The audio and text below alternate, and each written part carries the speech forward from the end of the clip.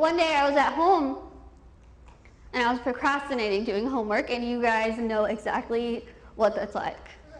Because I did it all the time. And at the time I was sitting at home and I wanted to listen to music on YouTube. And you guys know whenever you look on YouTube and then there's like a right-hand column of like related videos? Well, that's what I saw. And when I looked a little bit closer, I realized that there was a picture that looked really, really familiar on the related column. So I clicked on it, not knowing that me clicking on this little picture that I thought was me would change my life completely. I didn't know it would be a defining moment in my life when I clicked on that video. What's the video? I clicked on it. The first thing I saw was, okay, yes, that is my picture from when I was 11 years old, when I was on that show. I looked a little bit above this video, and the title of this video was The World's Ugliest Woman. I want you to take a second and let that sink in. Think how that would feel if you are randomly just listening to music, you somehow see a picture of yourself, and someone labels you the world's ugliest man or the world's ugliest woman. Just think how that would make you feel. Now, picture yourself scrolling down after seeing this awful, awful video. And picture how you would feel if you looked down and you saw that over 4 million people had saw this video. 4 million. I continued to scroll down and I saw that this video was 8 seconds long. I pressed play and there was no sound. And I thought, there's an 8-second video with no sound that over 4 million people saw of only me calling me the world's ugliest woman. I literally felt like somebody was putting their hand through the computer and punching me over and over and over. I still to this day don't know why I did this, but I scrolled down and I saw that there were thousands and thousands and thousands of comments on this 8-second video that had no sound. I sat there and I read every single one, and not one was positive. Not one. These comments ranged from people telling me to do the world a favor and just put a gun to my head. Some were saying, why don't you just walk out of your house with a bag over your head? Because if people see your face, they're going to go blind from your ugliness. People were giving me tips on how to kill myself. I was in high school when I saw this. The video clip was from when I was 11 years old, and it said it. Clear as day on this video, it said 11 years old. And I couldn't understand how anyone, no matter what age, could think how to just jump on this bandwagon and say these awful, awful things, not knowing that I would one day somehow stumble upon it. I cried my eyes out reading these comments. My confidence level went from being up here to being way down here to almost not even existent. And I feel like it took me a really long time to get to that point.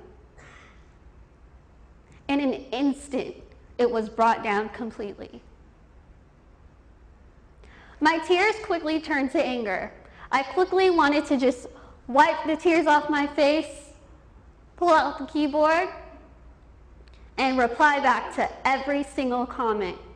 I didn't know what I was going to tell them, but I just wanted to make them feel bad. I wanted to make them feel bad for hiding behind their computer screen and saying these awful things about someone that they don't even know. But then I stopped and I realized, what am I going to accomplish? What am I going to do if I sink down to their level? Nothing. I'm going to be fighting a never-ending battle that's going to prove nothing. I'm just going to become one of those people that hides behind their computer screen and makes fun of other people, or makes other people feel bad about themselves. And that's not who I was raised to be. So I stopped, and I had a very hard time swallowing this video. A very hard time, I'm not going to lie. But something clicked in me, some little voice in the back of my head, which I know is God. And I heard, just wait, let it go. Just let it go and wait. And that's what I did. I let it go, and yes, it was very hard for me to kind of pick myself up from that. Very difficult. But I did what my parents told me when I was in kindergarten. They said, just continue to be yourself, and others will see that. So that's what I did. I continued high school. Everything was wonderful despite this video. I was excited to meet new people. I was excited to start this new journey in my life. And without even trying, my life everything kind of just started falling into place. My relationship with God was better than ever, because in that moment when I realized that I wanted to be a speaker, I was like, God, I get you now. I get it. I still have some questions, but I get it. You made me the girl that I am for a reason.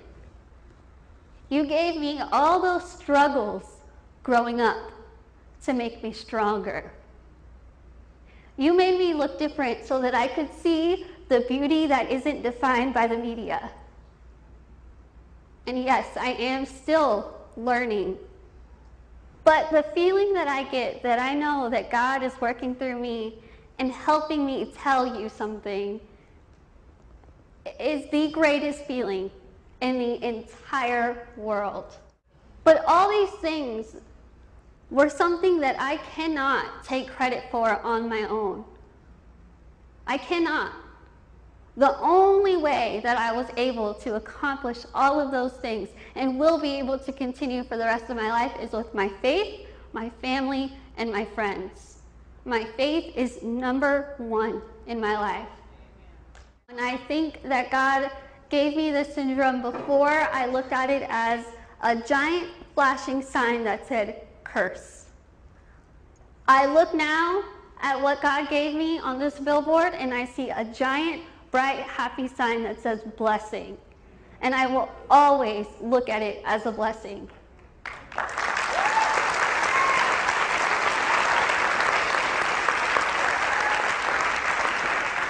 All the questions that I had, all the whys, all the why me, why God did you do this to me, have all been answered.